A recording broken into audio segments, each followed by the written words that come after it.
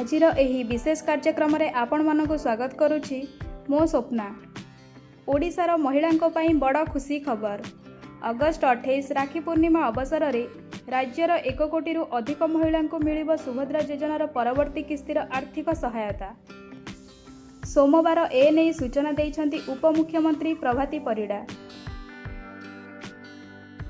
कोटी रु ऊर्ध्व महिला सुभद्रा मिलिबो। सुभद्रा एथर 28 तारीख रक्षाबंधन दिन मिलिबो।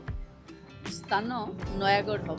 सुभद्रा रे सबुठ भल होची किछि लॉस हबार नाही। जदि प्रथम एप्लिकेंट थिबे आ एबे एलिजिबल होथिबो से 5टा किस्ती एकाबेले के पाइ।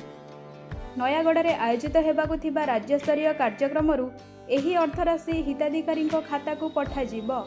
सूचना अनुसार जो महिला माने अगस्ट 28 सुधा आवेदन करिथिबे एवं योग्यता मानदंड पूरण करुथिबे सेमानंकु एही सहायता पाई विचार करा जिवो।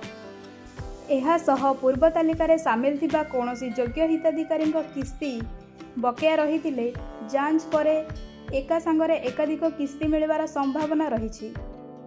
वर्तमान सुधा सुभद्रा योजना रे मोट 1,75,75,633 टी आवेदन पंजीकृत होईछि।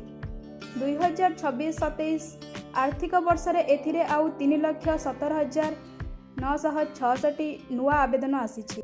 जांच परे पंचम किस्ती पई प्राथमिक भावे 1,02,00,000 रु अधिक महिला को चिन्हट करा जाइथिला। परवर्ती जिला स्तरीय जांच रे 5,277 जन हिताधिकारी मृत्यु होइथिबा जणा पड़िबा परे सेमानंक नाम तालिकारु बाद दिया जाइछि। एहा परे पंचम किस्ती पई चूड़ांत हिताधिकारी संख्या 1,01,99,119 रे पहुंची।